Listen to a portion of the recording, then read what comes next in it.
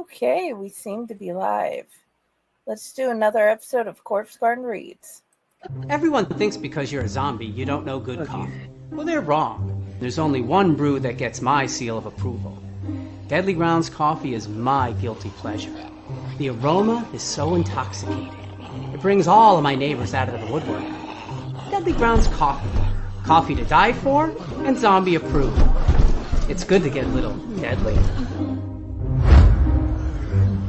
Use the front door! Oh, they're so disgusting.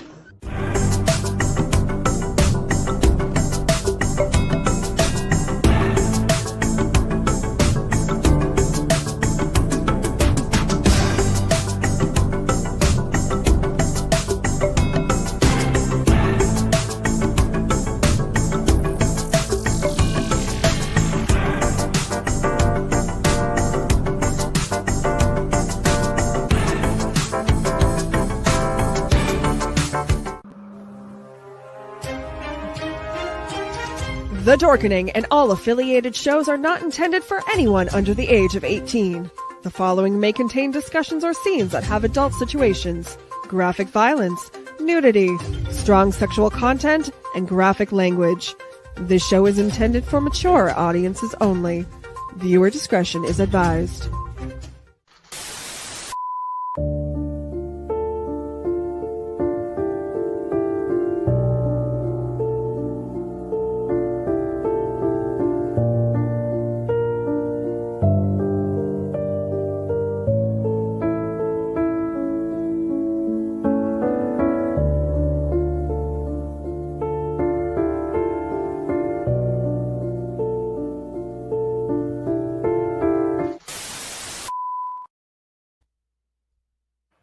Hey guys, welcome back to another episode of Corpse Garden Reads, where I terribly read you a story.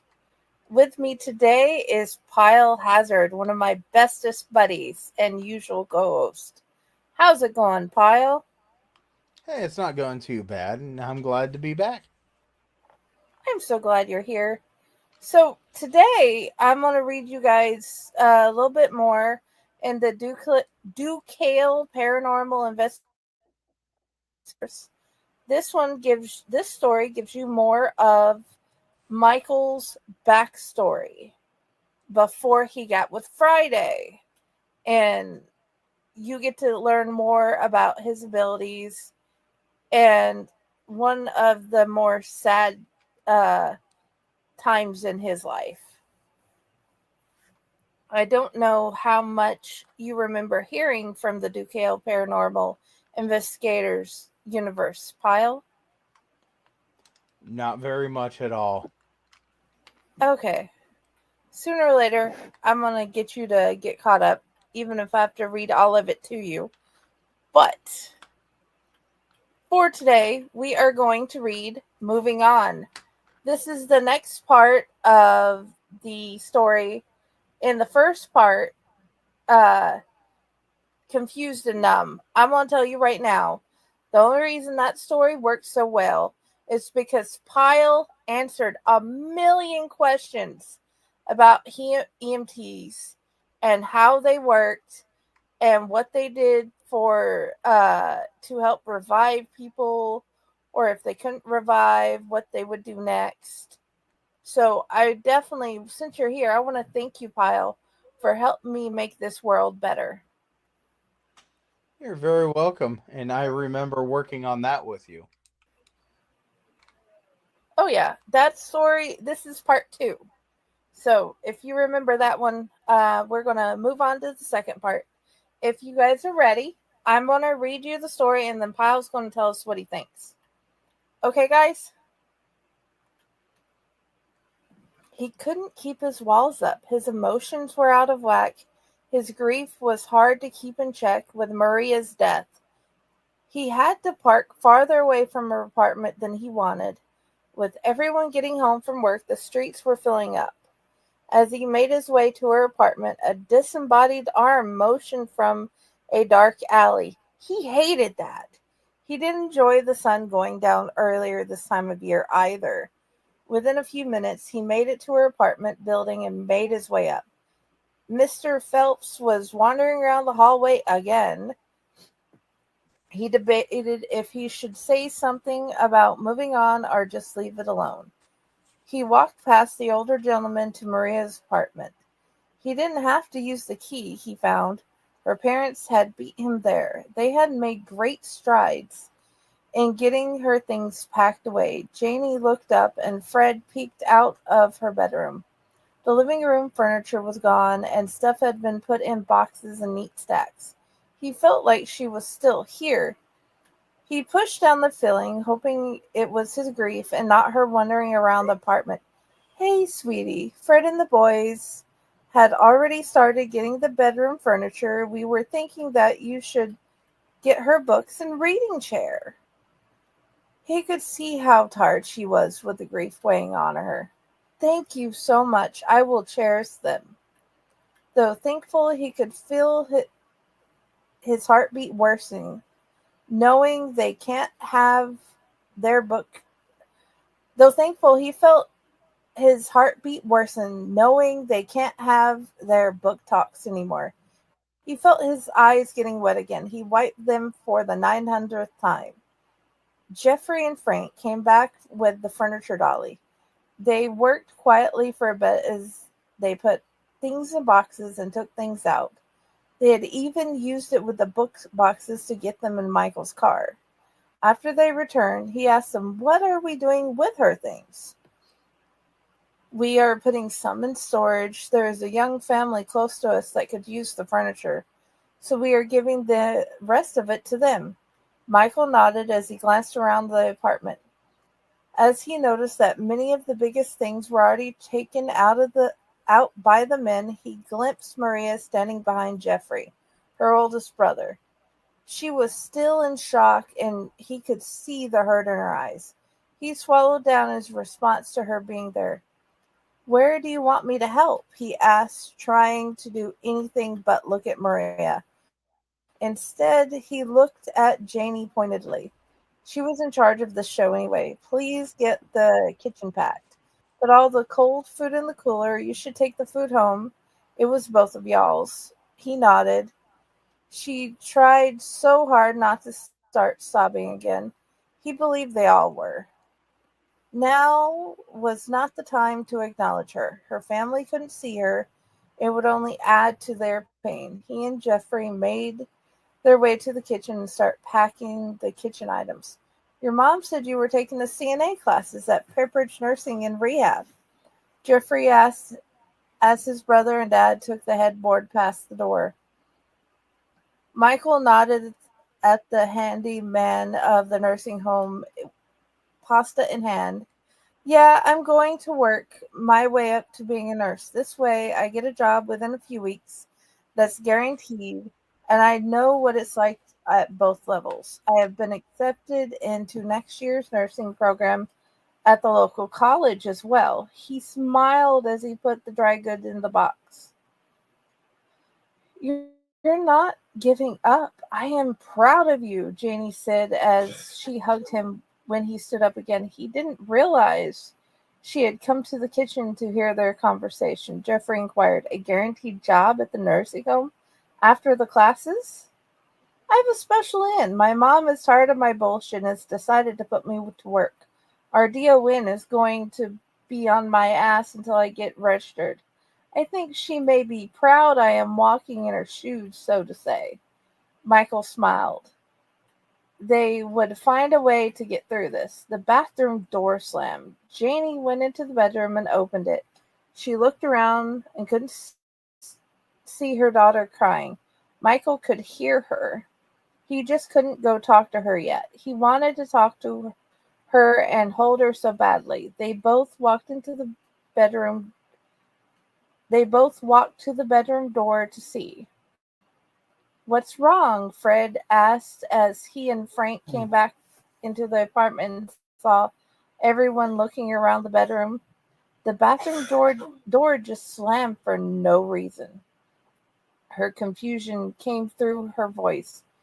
He saw Fred shrug. He seemed as unsure as she did as to why it would slam on its own. They all decided to shrug off the weird occurrence and get back to work. The couple they told him about came and they got everything out quicker. Madison and James were super nice. Madison was going to be a new friend, he found out. They both were going to brave through the CNA courses together. Everyone was exhausted as they were leaving. Fred stopped him. She was going to ask you to marry her.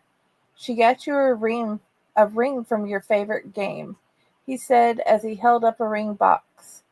They started crying hard. They hugged each other for a long time. The life they hoped to live together was gone. Now they just had whatever was ahead of them. It hurt so bad. They all went home. The next afternoon, Michael came back. They had all helped get the furniture in the new couple's house that morning and the rest in storage. He promised to do one more once over and turn in the keys. He knew he needed to talk to Maria alone. She could move on and have her afterlife. Hey, baby, I'm so sorry, he said nervously. This is going to be the most painful and difficult conversation in his whole life. She appeared in front of him. Why didn't you talk to me yesterday? The hurt in her voice hit him in the heart. Your parents can't see spirits. It would hurt them more and confuse them why I'm being so mean to them, he explained. I can't even understand what's happening, she screamed. The lights flickered with her emotions. He took a deep breath. He needed to keep his calm for her. You died. We don't know why. Your body just stopped. He saw she couldn't accept. She wouldn't accept it. How do we fix it? I can't be dead, she pleaded with tears falling down her face. He couldn't stop his tears. This hurts so much. There is no fixing it. You just have to move on. The bulbs blew above them. Move on? I can't even leave. That comment made her rightfully mad. Her inability to get past her being dead is keeping her here. There is supposed to be a light the dead can see, a portal into the afterlife. He tried to explain something he truly didn't understand. Why are you forcing me to leave? Don't you love me anymore? He could see her heart was shattered, that he was telling her to leave. I do love you. That's why you need to leave, he assured her. That's why you should go into the light. I don't understand what you're talking about. She looked hopeless and afraid. You're dead, baby. You have to start your afterlife. He pleaded for her to understand. He needed her to understand. That makes no sense. I can't be dead. More bulbs blew. She looked insane. You saw your body leave with the coroner, he said, as gently as he could. Get out! She screamed. The lights started flickering again. She ran to the bathroom and shut the door. Michael cried as he realized she would not understand. She would not understand anytime soon. She was too hurt and confused to get anything he said. He nodded and left. What do you think of chapter 2? I like it. I like the way that you played all the elements of, okay, we've got all this stuff in this apartment. We need to get it out. I've always liked how different families have the different ways of thinking. I mean, some people, oh, well, we can wait on this. Let's handle this. And other people, oh, let's get this stuff out of this apartment. That way there's not a bill. That way there's not a this and that. You put that right there where another family could use these items. It's not just taking them and letting the landlord just throw them out.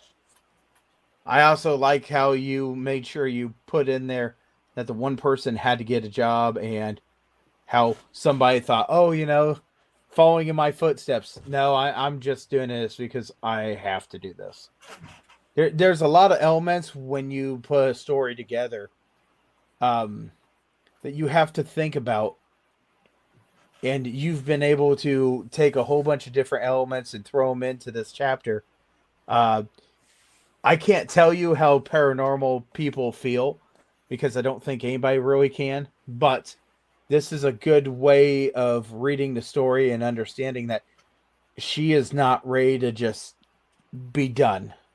She is not understanding what's going on. She is not happy about the situation, and she almost feels like she's being betrayed on Mhm. somebody that loves her so much, and she's not understanding because she doesn't want to acknowledge the situation that she has been given. I mean, when you come up to somebody and something tragically happens, there's so many different ways people can handle a situation, and I really think that he did a really good job at bringing the emotion of this person to light.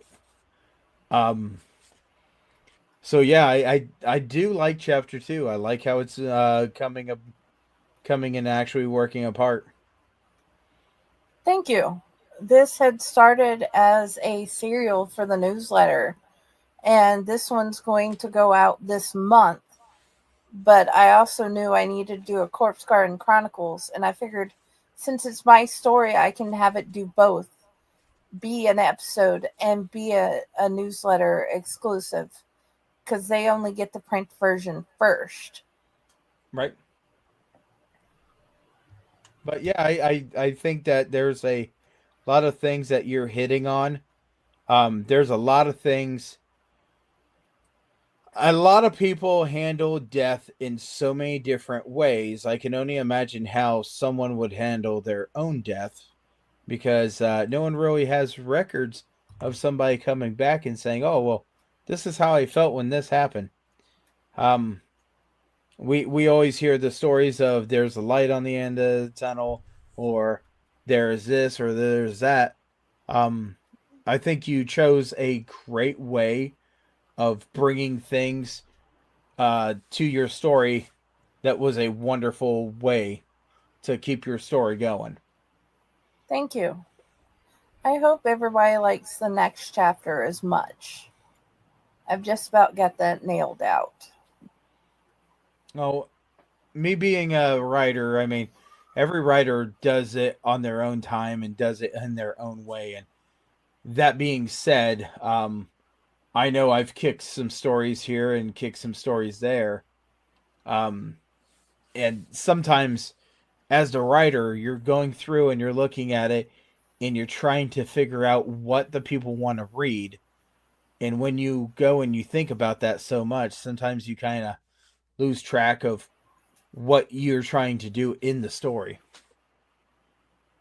Right now, I don't think I'm doing them more for what I think it's what these be, beautiful people want to read or listen to. I Right? Right now it's just stuck in my head. Like before I could finish part 3 of this, I ended up writing 2 more episodes in the Grim Reapers universe. Right. And And I don't know why my brain is doing any of this. like I said, it's just one of those things that as a writer, you just need to figure out how it needs to fall. Yep, And that is true. sometimes we look at it and say, well, people want to read this. And sometimes what people want to read doesn't exactly fall into place with us. So, first of all, we've got to get stuff to fall into place, or we're going to have a lot of people looking at it and start laughing and going, well, that's not real or that's not plausible. And in a book, anything is plausible, anything can be real. I agree. With Michael's storyline in general, he has went through some interesting things. And the creature in the forest by the cemetery, that was, I don't want to meet that thing. Or having your girlfriend drop dead in front of you and no one has any clue why. Definitely don't want to do that. But I don't think anybody really does. yep, Okay, we're hitting that 20-minute mark that we were talking about. Pyle, where do you want people to find you? Well, you can always find me here on the Allight Network, doing Chainer's Haunted Secrets or our wonderful show of The Traveling Owl. You can find me pretty much anywhere dealing with the haunted house industry in the state of Ohio. Oh, should I play that haunted house? The Chainers, Welcome to Chainers thing, where Max is having us come to the convention. Absolutely. Before If we you would leave? like to do Okay. that, I mean, it's your show. Yep, this is the bumper for Chainer's Haunted Secrets, and I love this show, but also the convention, so I'm going to play that. It is for an alternate show, but I do love Max, and at some point, I wonder if it's possible to get him to do one for this show. I bet you know enough connections. He'd be more than happy to do something with you.